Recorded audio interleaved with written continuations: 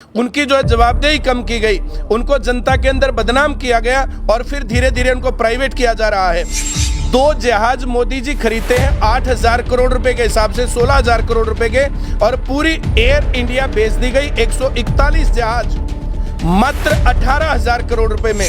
Court का यही काम हो रखा है कि हमारे मौलिक अधिकारों का हनन हो रहा है। बहुत सियानी बात करो, इस सोच के पानी से आग बुझे ना बुझे, लेकिन जब कल इतिहास लिखा जाऊगा तो मैं कायरा में शामिल नहीं होती हूँ, यानी कि कायर नहीं बनना हमने। क्योंकि अभी खून को जिंदा रखना है, अपनी आज़ादी को जिंदा रखना है, अपने स्वाभिमान को जिंदा रखना है, तो गलत को गलत कहना होगा। सरकार के नुमाइंदे भी बोलते हैं कि फैशन करती है इसलिए रेप होता है। 6 साल की बच्ची, ये किसान और का मेरा वर्ग 36 बरादरी है, जो सी ये 7 चलेगी, इस बरादरी में हम बट्टे नहीं देंगे। इससे ज्यादा क्या करेगी सरकार ने, तो बेटियों को रोड के ऊपर उतार दिया। जो साइन करने वाली है, जिसके तहत हमारे देश का संविधान ऑटोमेटिकली निष्क्रिय हो जाएगा। क्योंकि आज तक मैंने जितनी भी शिकायत करी है, या तो मेरी झूठी हो, मेरे ऊपर कार्रवाई कर दो, मेरी साथी हैं तो उनके ऊपर कर दो। और जब तक सोशल मीडिया का यूज है तब तक ज़्यादा से ज़्यादा लोगों को जागरूक किया जाए, ज़्यादा से ज़्यादा लोगों को पढ़ाया लिखा। चंद्रशेखर आज़ाद जी का शहादत दिवस है, बलिदान दिवस है। उन्होंने आज़ाद रह कर के देश की आज़ादी के लिए जो लड़ाई में योगदान दिया था, अंग्रेज़ों को भगाने में जो योगदान दिया था, और उनका जो डर है जो अंग्रेज़ सरकारों के बीच में था, वो किसी से छुपा हुआ नहीं है। आज उनके बलिदान दिवस पर जनता सरकार मोर्चा उनको नमन करता है, श्रद्धांजलि अर्पित करता है और उनकी कुर्बानी को सलाम करता है। आज उनके बलिदान दिवस पर जींद में जनता सरकार मोर्चा की प्रदेश स्तरीय बैठक हुई और इस बैठक के अंदर विभिन्न जो मुद्दे हमारे सामने हैं उसके ऊपर चर्चा की गई। आज जो हमारे सामने पूरी दुनिया के सामने जो एक संकट खड़ा है, पहली चीज़ कोरोना, जिसको बार बार जो है ये साबित हो गया है कि ये टोटली राजनीतिक षड्यंत्र था।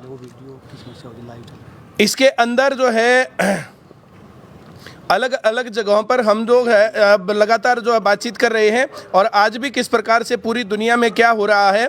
रूस और यूक्रेन का संकट आज दुनिया के सामने है, किस प्रकार से सांप्रदायिक ताकतें लगातार जो है काम कर रही हैं, कभी कोरोना के बहाने और अब तो डायरेक्ट युद्ध ही आ गया है। और अगर जो इसके अंदर सही से लोगों ने सही इंटरवेन नहीं किया और लोगों ने मांग नहीं उठाई तो ये विश्व युद्ध बन सकता है, इसमें बहुत बड़ी बात नहीं है। तो पूरी दुनिया के जितने भी जिंदा दिल आदमी हैं उन सभी को चाहिए कि इस युद्ध के खिलाफ खड़े हों, हर जगह पर आवाज़ उठाएं। आज मोर्चे के अंदर इस बात के ऊपर बातचीत हुई है। इसके बाद हमारी बातचीत हुई है इसके अंदर कि हम सरकार के समक्ष जो है ये मुद्दा उठाएं कि सरकारी जितने भी जो है इंस्टीट्यूशंस हैं, जितने भी पढ़ाई से रिलेटेड संस्थान हैं, उनको फुल कैपेसिटी के साथ खोला जाए और कोई भी प्रतिबंध उनके ऊपर ना रहे। इस बात के ऊपर यहाँ पर जो है सहमति बनी है। इसके बाद जो हमारी सहमति बनी है, जो गाड़ियां हैं, गाड़ियों के कबाड़ के ऊपर जो है 15 साल की और 10 साल की लिमिट है, अगर उनकी जो कंडीशन सही है तो उनके जो है आगे चलाने की परमिशन दी जाए। जो सरकारी भर्तियां हैं जो पेंडिंग हैं पिछले कई साल से, लगातार इसकी आवाज़ हम लोग उठा रहे हैं, और मैं Parimal Kumar ICS coaching centre, हम लोग भी इसकी आवाज़ उठा रहे हैं। यहाँ पर जो है मैं पूरे जो है इस मोर्चे का धन्यवाद करता हूँ कि इन्होंने इस मांग को मजबूती प्रदान की। सभी भर्तियाँ लगातार जो है लगातार बच्चे वेट कर रहे हैं, इंतज़ार कर रहे हैं, इसको बिना विलंब के पूरी की जाए। लगातार जो है बच्चे जो है निराश होते जा रहे हैं, वो एक सही रास्ते से जो एक सही लीग से हट रहे हैं। अगर इस प्रकार से नौजवानों ने किया तो फिर दिक्कत हो जाएगी। हरियाणा के युवाओं ने बहुत बड़े पैमाने पर जो है प्रदर्शन किया, सरकार को जगाने का प्रयास किया, शांतिपूर्ण प्रदर्शन थे। इसके साथ राजस्थान में जो हुआ और फिर जो यूपी और बिहार में जो हुआ वो सबके सामने है, वहाँ पर तो रेल फूंक दी गई है। तो इस प्रकार से युवाओं को जो परेशान ना किया जाए, उनको मजबूर ना किया जाए कि वे किसी इस प्रकार के आत्मघाती कदमों को उठाने के लिए मजबूर हों।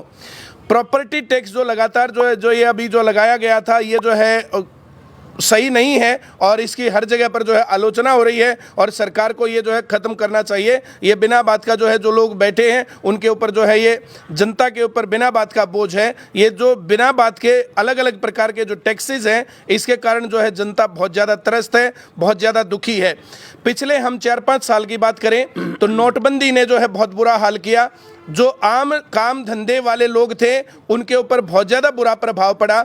जीएसटी का प्रभाव बहुत ज़्यादा बुरा पड़ा, जो काम धंधे लगातार उसके कारण भी सिकुड़े। और अब ये कोरोना महामारी लगा लो और या इसको षड्यंत्र लगा लो, इसके ऊपर भी बहुत ज़्यादा बुरा हाल हुआ है। तो जनता सरकार के अंदर ये भी सहमति बनी है कि ये जो विभिन्न प्रकार के और नए नए टैक्सेस थोपे जा रहे हैं, इस प्रकार से सरकार ना करे, वरना हम लोग एक आंदोलन चलाने पर मजबूर होंगे।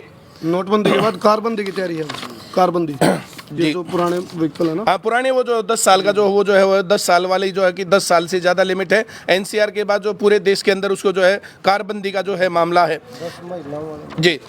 इसके बाद हम लोगों ने जो है यहाँ पर जो है इसका जो है जनता सरकार मोर्चा का जो है एक्सपेंशन करते हुए इसमें महिला मोर्चा का गठन किया है, जिसके अंदर एडवोकेट मीना चौधरी जी हैं, कविता आर्या जी हैं, रेणुका पंडित जी हैं, राजबाला धनाना जी हैं, देविका सिवाच, अमृता कुंडू, सुनीता घनगस और कुछ लोग जो है इसमें जो है और जो है आदमी भी जो है शामिल हुए हैं।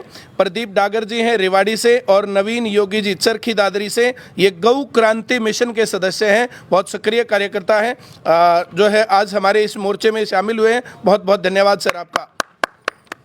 इसके बाद जो है एडवोकेट संदीप रोड जी हैं पानीपत से और एडवोकेट मनीष रोड हैं, भारतीय किसान यूनियन के सदस्य हैं। जनता सरकार मोर्चे में उनका भी बहुत बहुत हार्दिक स्वागत है। और ये जो सक्रिय कार्यकर्ता लगातार इसके ऊपर जो है लगातार काम करेंगे। और सभी देश के जो इंसाफ पसंद युवा हैं, जिनको ये लगता है कि लगातार सरकार की जो ये तानाशाही चल रही है, लगातार सरकार के षड्यंत्र चल रहे हैं, जो लगातार युवाओं से रोजगार छीने जा रहे हैं, पढ़ाई से दूर किया जा रहा है, धीरे धीरे करके इसमें चाहे कांग्रेस पार्टी थी, चाहे बीजेपी पार्टी थी, चाहे जो भी पार्टियां हैं, 1990 के बाद से जितने सरकारी इंस्टीट्यूशंस थे उनको धीरे धीरे धीरे धीरे कारगर कम किया गया, उनकी जो है जवाबदेही कम की गई, उनको जनता के अंदर बदनाम किया गया और फिर धीरे धीरे उनको प्राइवेट किया जा रहा है। 2 जहाज मोदी जी खरीदते हैं 8,000 करोड़ रुपए के हिसाब से, 16,000 करोड़ रुपए के, और पूरी एयर इंडिया बेच दी गई। 141 जहाज मात्र 18,000 करोड़ रुपए में 2 जहाज खरीदते हैं 16,000 करोड़ के, और 141 जहाज उनके साथ उनके जो है लैंडिंग का और जो बाकी जखीरा, उनके पास कितनी जमीन थी, वो सारी चीजें। तो इस प्रकार के कितने ही जो है डाटा दिए जा सकते हैं जिसके अंदर जनता को लूटा जा रहा है डायरेक्ट तौर पर। सरकार सिर्फ टैक्सेस बढ़ाने से काम नहीं चला सकती है, सरकार सिर्फ जो है जीएसटी का रेट बढ़ाने से काम नहीं चला सकती है। मैं जो है थोड़ा सा आज़ादी के आंदोलन के बारे में जो लोग पढ़ते हैं, जो इतिहास में पढ़ते हैं, उसके ऊपर 2 बातें करना चाहता हूं कि भारतीय काम धंधों, कुटीर उद्योगों और जो यहाँ पर जो उद्योग धंधे थे, यहाँ के जो है दस्त कारीगर थे, उन लोगों को अंग्रेजों ने बेरोजगार बनाने का काम किया टैक्स बढ़ा करके। उस टाइम पर जो अधिकतम टैक्स होता था वो 40% तक टैक्स होता था, लेकिन आज जीएसटी और इनकम टैक्स को मिलाएं तो ये 60-70% तक क्रॉस हो रहा है, जिसके कारण जो ये बात आसानी से समझी जा सकती है। जो बड़े बड़े लोग हैं वे अपने टैक्स चोरी कैसे करते हैं, कैसे मैनेजमेंट करते हैं, ये सब के सामने है, लेकिन इनके कारण छोटे लघु उद्योग, ये छोटे छोटे व्यापारी, ये सब तबाह है, इन सब के काम धंधे तबाह हैं। तो जनता सरकार मोर्चा सरकार से अपील करती है कि जो ये इतना ज़्यादा टैक्सेस का बोझ जो पूरी जनता पर लाद दिया गया है, इसको कम किया जाना चाहिए जी। इसके आगे जो है जो मैं सरकार से, इस जनता सरकार मोर्चा के माध्यम से अपील करता हूं कि जो ये टैक्सों का बोझ है, जो पढ़ाई से लोगों को धीरे धीरे दूर किया जा रहा है, जो सरकारी स्कूलों की हालत ये जानबूझ करके बना दी गई है, जो भर्तियों में लगातार जो करप्शन और ये सब बातें हैं, जो लगातार शिक्षा के लिए और रोजगार के लिए आवाज़ उठ रही है, तो लोगों की ये आवाज़ सुने, वरना जो लोगों के अंदर ये गुस्सा है ये कभी भी जो है किसी भी क्रांति का रूप ले सकता है, ज्वाला का रूप ले सकता है। इसके लिए जो है मैं सबसे, और जितने भी जिंदा दिल लोग हैं, युवा हैं, वे लोग चाहते हैं कि हाँ देश अच्छा बने, सही रास्ते पर चले, तो उन्हें करप्शन के खिलाफ, ज़्यादा टैक्सेस के खिलाफ, शिक्षा और रोजगार की बुरी हालत के खिलाफ उठ खड़े होना चाहिए, अपनी आवाज़ बुलंद करनी चाहिए। और सभी लोगों से मैं अपील करता हूं, जहां पर भी आप इस वीडियो को देख रहे हो, ज़्यादा से ज़्यादा शेयर करो, ज़्यादा से ज़्यादा लोगों तक इस बात को पहुंचाओ। जब तक ये सोशल मीडिया खुला है तब तक इसका जो इस्तेमाल खूब हो जाना चाहिए, वरना जिस प्रकार से जो टीवी और जो ये अखबार जो गोदी मीडिया का काम कर रहे हैं, एक टाइम पर ये इंदिरा दर्शन का काम करते थे और आज ये गोदी मीडिया जो कहलाता है और जो जनता के मुद्दों को नहीं बोलता है, सिर्फ उनके नज़रिए से बातों को पेश किया जाता है, तो उनसे आप बचें। और जब तक सोशल मीडिया का यूज़ है तब तक ज़्यादा से ज़्यादा लोगों को जागरूक किया जाए, ज़्यादा से ज़्यादा लोगों को पढ़ाया लिखा जाए, उनको जो है इस तरीके से किया जाए ताकि सभी लोग पढ़ लिख करके जागरूक हो, अपने अधिकारों के प्रति अवेयर हो। लोगों को इतिहास का ज्ञान होना चाहिए कि किस प्रकार से देश बर्बाद हुए, किस प्रकार से देश आबाद हुए। उनको राजनीतिक उनके अधिकार क्या है उनके बारे में जानकारी होनी चाहिए, और उनके इकोनॉमिक पॉलिसीज, जो सरकार की इकोनॉमिक पॉलिसीज है वो कैसी होनी चाहिए और किस प्रकार से ये चीज़ें जा रही हैं, और देश अगले आने वाले 2-3 साल में किस प्रकार से भयानक मंजरों को देख सकता है, उसके लिए सभी लोगों को जागरूक होना चाहिए, सभी छात्रों युवाओं को पता होना चाहिए। मैं इतनी ही बातें आज करूंगा जी। मैं अब करमू भाई को कहूंगा कि करमू भाई थोड़ी सी बातचीत रखें। धन्यवाद परिमल जी। और सबसे पहले तो जितने भी दर्शक हमारे साथ जनता सरकार मोर्चा के साथ इस टाइम लाइव जुड़ रहे हैं, सबको पूरे मोर्चे की तरफ से शुभकामनाएं। मतलब इस जनता सरकार मोर्चा ने जो अलाइनमेंट ठीक करने के लिए एक रणनीति तैयार करी है, क्योंकि तकरीबन सारे सब्जेक्ट, सारे टॉपिक हमने ले लिए हैं, और जनता सरकार मोर्चा का उद्देश्य जो है, जो राजनीति वाले जिन हम रुके मर का, हालांकि मैं पत्रकारिता के साथ, जर्नलिज्म के साथ साथ एक्टिविज्म भी कर रहा हूँ। एक कहावत है, बोला राह कठिन है, दूर है मंजिल, पथ प्रदर्शक राह भटक गए। जो पथ के प्रदर्शक हैं वो खुद भटक गए हैं, तो उनको अलाइनमेंट उनकी ठीक करने का काम जनता सरकार मोर्चा करेगा। टैक्स की जहाँ जड़ तक बात आवे है, जो टैक्स होया करे, जो टैक्स के विशेषज्ञ हैं, या अभी बुद्धिजीवी खड़े हैं हमारे साथ, और पहले तो जो मातृशक्ति की जो उपस्थिति हुई है इसमें जनता सरकार मोर्चा के अंदर जो शामिल किया गया है, इनको हार्दिक शुभकामनाएं हैं, बहुत बहुत शुभकामनाएं हैं। क्योंकि अघोषित इमरजेंसी का दौर तो इस टाइम देश गुजर रहा है। इस अघोषित इमरजेंसी में जो भी अपनी आहुति देगा, आने वाला जो मतलब पीढ़ी होंगी वो इस ढंग से याद रखेंगे। चूँकि एक जंगल में आग लग रही थी और सारे हाथी और शेर चीते भाज रहे थे, एक चिड़िया अपना चोंच में पानी लेकर उस जंगल की आग पर डाल दे, हाथी हंसी लगाने लग गया उसकी, ने बोले बोली हो रही है चिड़िया, बोले तेरी चोंच का पानी तो आग बुझ जाएगी।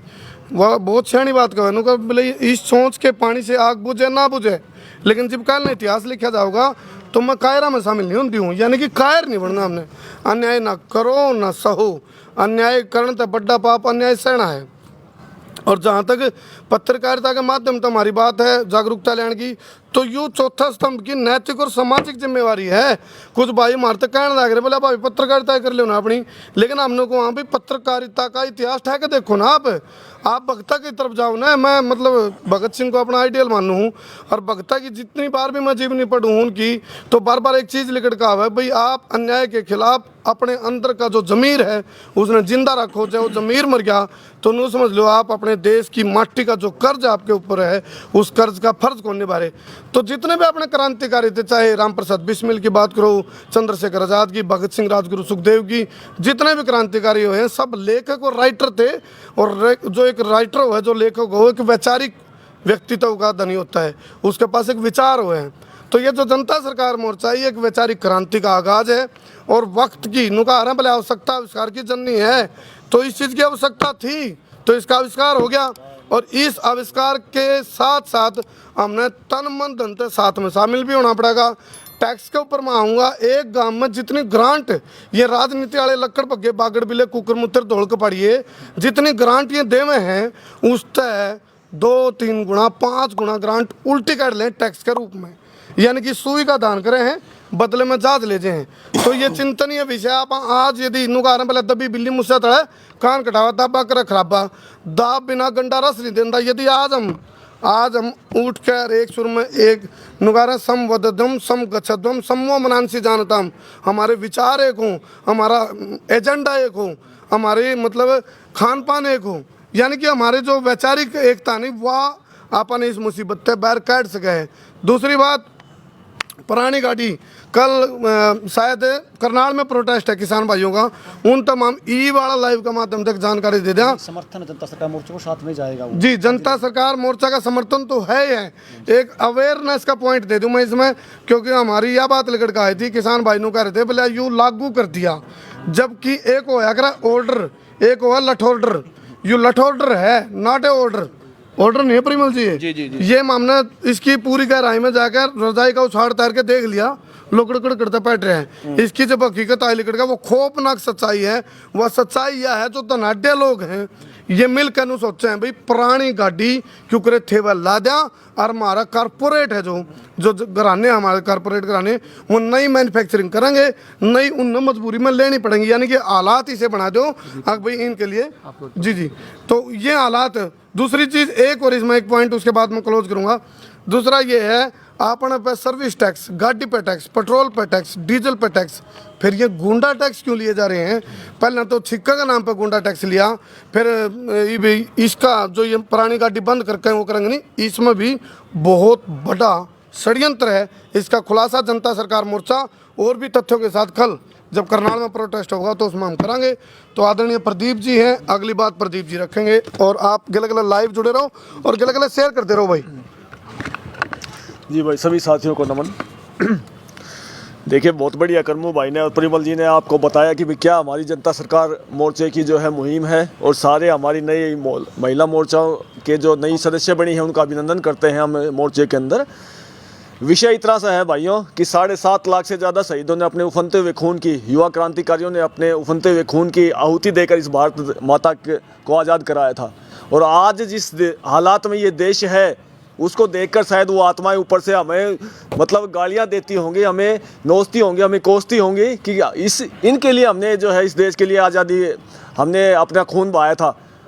अगर ऐसा ही देश बनाना था तो शिक्षा की व्यवस्था कैसी है, चिकित्सा की व्यवस्था कैसी है, न्याय की व्यवस्था कैसी है, खेती की व्यवस्था कैसी है, हर तरफ जो है हाहाकार है, अधर्म फैला हुआ है, अधर्म चरम के ऊपर है। जैसा विक्रमू भाई ने बताया, निश्चित रूप से चारों तरफ जो है एक इमरजेंसी का माहौल है।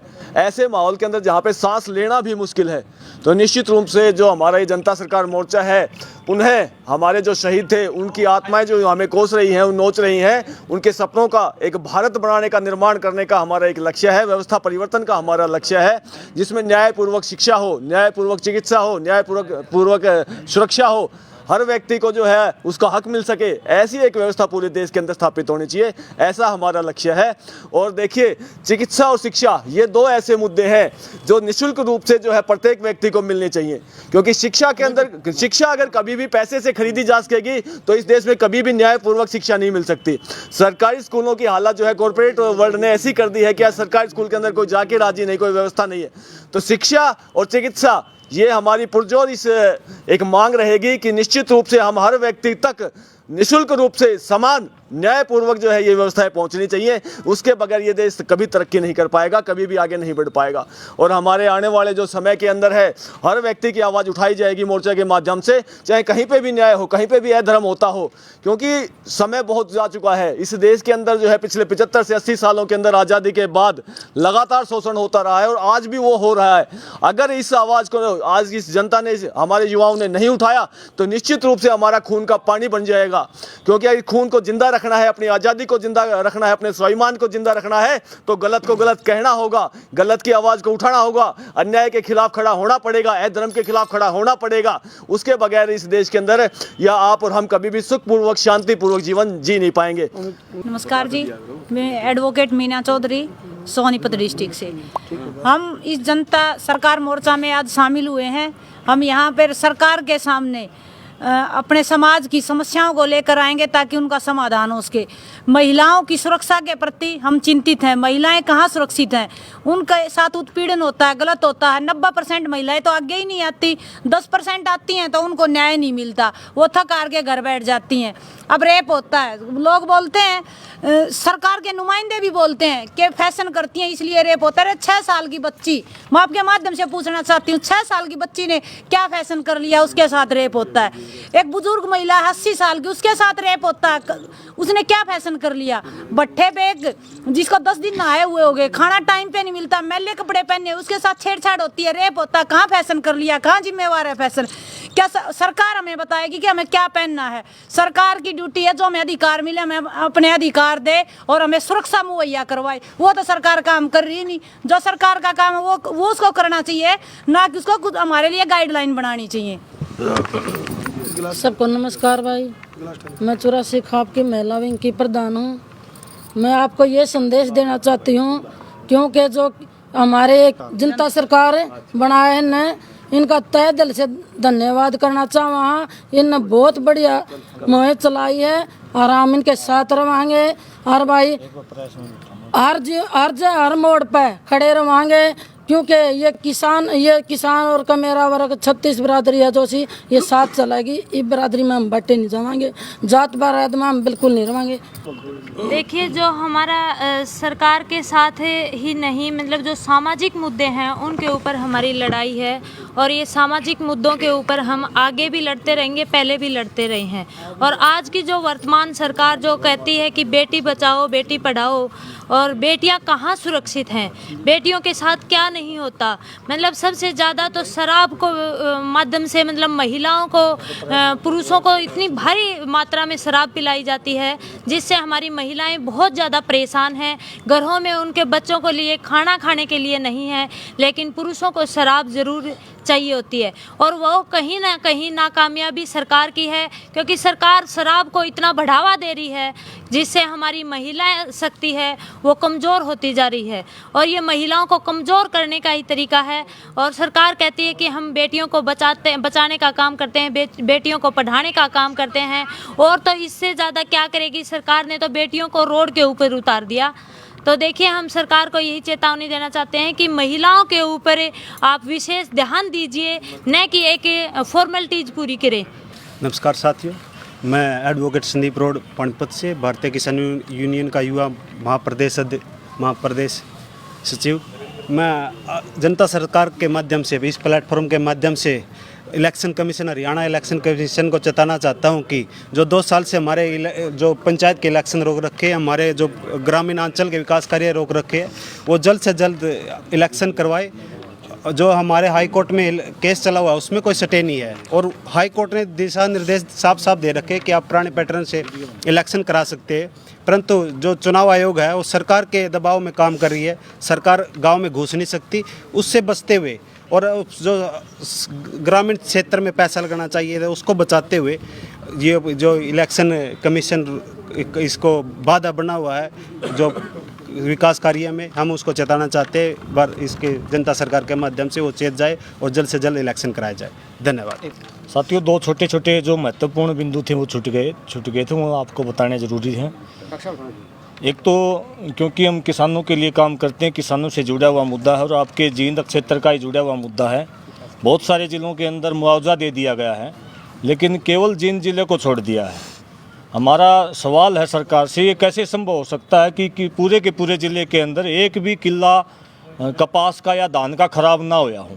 ये कहीं ना कहीं राजनीति के चलते कहीं ना कहीं एक क्षेत्र के विशेष क्षेत्र के साथ भेदभाव किया है, जिसको हम बिल्कुल भी बर्दाश्त नहीं करेंगे। हम सरकार से मांग करते हैं कि जल्दी से जल्दी जींद ज़िले का भी जो मुआवजा बनता है सरकार जल्दी से जल्दी किसानों के खाते में डाले, अन्यथा जनता सरकार आंदोलन का रास्ता तय करेगी। और दूसरा जो मुद्दा, जो विशेष मुद्दा है, हमारा एक पत्रकार साथी है नारनून से अजय लोहान, जो कि पेशे से एक टीचर है, और टीचर भी ऐसा है कि नारनूंद इलाके में, पूरे इलाके में उसका नाम है टीचर के तौर पर। और वो पत्रकारिता जब उसकी छुट्टी होती है या स्कूल टाइम के बाद अपना पत्रकारिता का काम करता है। और मैं गर्व के साथ कह सकता हूं कि उस इलाके में नहीं, पूरे हरियाणा के अंदर पूरी ईमानदारी के साथ पत्रकारिता की है, क्योंकि वो किसान आंदोलन में पत्रकारिता करते समय किसानों की खबर भी दिखाता था। तो उसके साथ में कहीं ना कहीं राजनीति लोगों ने उसके साथ भेदभाव करके उसको नौकरी से हटवाया है। पिछले 16 साल से वो अपनी नौकरी कर रहा था और ईमानदारी के साथ कर रहा था, बल्कि जो सरकारी टाइम है उसके बाद भी वो बच्चों को पढ़ाता था। और उसका एक रिकॉर्ड है कि उसके पढ़े हुए बच्चे बहुत कामयाब भी हो चुके हैं। सभी साथियों को नमस्ते। जैसा कि आपने पूरे जनता सरकार मोर्चा की बातों से आपको अंदाज़ा हो गया होगा कि समाज का एक भी वर्ग ऐसा नहीं है जिसको सरकार बर्बाद करने पे नहीं तुली हो।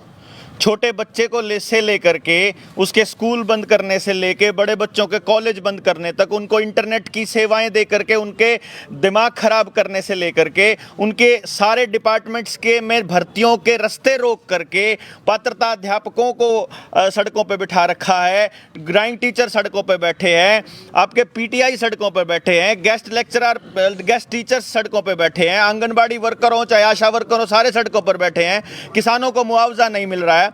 और आप देखिए कोर्ट का यही काम हो रखा है कि हमारे मौलिक अधिकारों का हनन हो रहा है और जो जज साहब हैं वो क्वारंटाइन होकर घरों के अंदर बैठे हुए हैं और कोर्ट ने अपने दरवाजे लोगों के लिए बंद किए हुए हैं।